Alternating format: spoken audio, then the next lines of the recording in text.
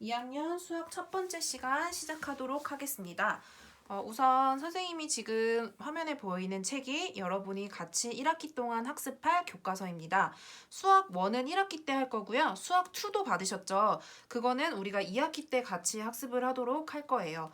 수학 1에 대한 내용을 한번 보시면요. 교과서를 넘어가 보면 차례로 한번 가보세요. 차례에 보면 크게 대단원이 3개로 나누어져 있어요.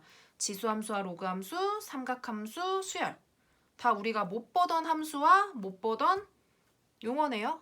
요런 것, 지금 3개는 우리가 1학년 때 배웠던 거랑은 좀 낯선, 우리가 1학년 때는 좀 익숙한 것들을 이용해서 배웠다면 2학년 때는 새로운 3가지를 우리가 학습을 할 거예요. 그래서 아마 시작할 때 초반에는 너무 낯설기 때문에 어렵다고 느낄 수도 있겠지만 정의를 잘 살펴보고 그 성질을 잘 이해하면서 하나씩 하나씩 하다 보면은 아마 여러분이 나중에는 익숙해져서 이제 이런 부분들에 대한 학습이 쉬워질 거예요. 쉬워진다고 얘기하면 아마 다들 싫어하겠죠? 네. 쉬워지는 게 아니라 익숙해져서 여러분들이 좀 편안하게 공부할 수 있게 될 거니까 처음에 너무 이제 낯설고 어렵다 그래서 금방 포기하지 마시고 하나하나 정의를 잘 살펴보면서 접근을 해봤으면 좋겠습니다. 오늘은 교과서 11페이지에 나와 있는 지수함수와 로그, 대단원에 들어가 있는 지수와 로그 중에 거듭제곱과 거듭제곱근, 우리가 사실 중학교 때 배웠던 부분, 고등학교 때 배웠던 부분의 연장선 부분이거든요. 이 부분에 대해서 학습을 먼저 해보도록 할게요. 이 단원 중에 우리가 교과서에 나와 있는 2학년 단원 중에 가장 익숙한 부분이 아닐까 생각이 듭니다. A의 n제곱부터 살펴볼게요. A의 n제곱이라는 거는 A를 n번 곱한 거예요. A를 곱했어요. n번. 그래서 얘네가 n번 곱해진 거. n번 곱해서 나타내는 걸 A의 n제곱이라고 이야기를 하고 우리는 A의 n제곱 이렇게 부릅니다. 그러면 이걸 부르는 게 바로 요 A의 n제곱 요 부분에 대한 내용이고요. A의 거듭제곱이다 라고 얘기하는 건 뭐냐면요. 우리가 A에서 n번 얘를 한 번 곱했다. 그럼 그냥 A라고 쓰죠. 2번 곱했어요. A 곱하기 A는 A의 제곱. 3번 곱했어요. 그러면 A의 세제곱. A를 3번 곱했으니까 이렇게 3번 곱했으니까 A의 3. 그래서 A의 세제곱이라고 이렇게 표현을 해주면 되겠죠. 4번 A의 4제곱. 5번 A의 5제곱. 이런 식으로 우리가 계산을 해줄 수가 있어요.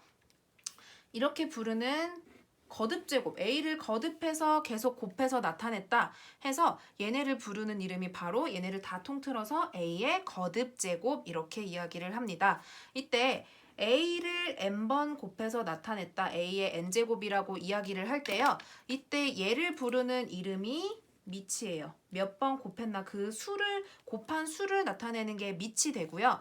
그때 몇 번 곱했나 그 수를 나타내는 게 위에 이렇게 표시를 했죠. 얘를 우리가 지수라고 이야기를 합니다. 그래서 얘네 위치도 잘 봐주시면 돼요. A의 n제곱에서 A는 밑, 위에 들어가 있는 이 숫자의 개수, 얘는 지수다. 이렇게.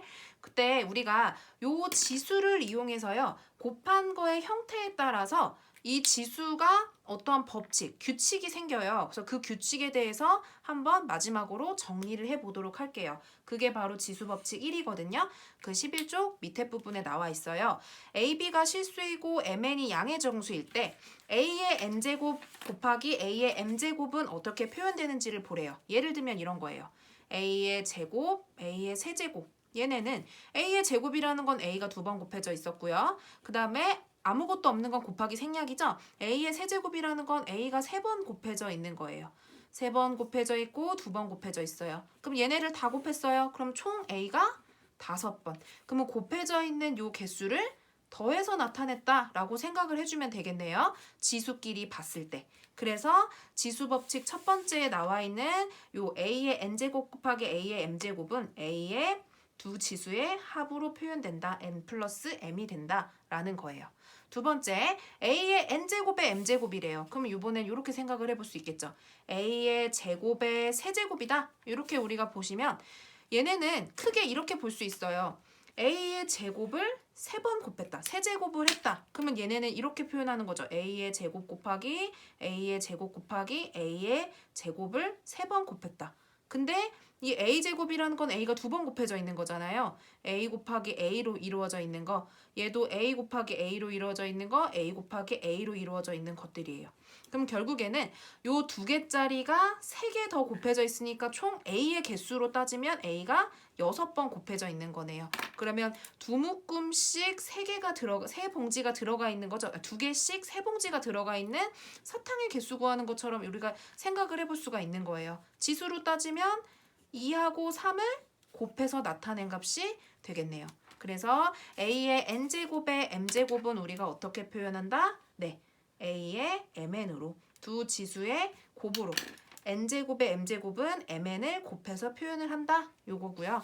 마찬가지로 ab의 n제곱이라는 거는 뭐 ab의 세제곱이에요. 그러면 얘네는 ab 곱하기 ab 곱하기 ab를 3번 곱한 거니까요. 이렇게 되죠. 근데 이때 a는 3번 곱해져 있으니까 a의 세제곱, b도 3번 곱해져 있으니까 b의 세제곱. 그럼 결국에는 ab를 세제곱한 거는 얘네가 각각 3번씩 곱해진 거랑 똑같네요. 그래서 분배법칙, 어떻게 보면 분배법칙처럼 우리가 얘네를 적용할 수 있듯이 얘도 a의 n제곱, b의 n제곱으로 n번에 이렇게 적용이 된다라는 걸 보시면 됩니다. 나눗셈에서도 마찬가지예요. b의 n제곱, a의 n제곱. 좀 전에 3번과 했던 형태와 유사한 방법으로 이해를 하시면 됩니다. 이때 당연히 분모는 0이 될 수 없기 때문에 단 b는 0이 아니다, 이렇게 우리가 나타내 준 거예요.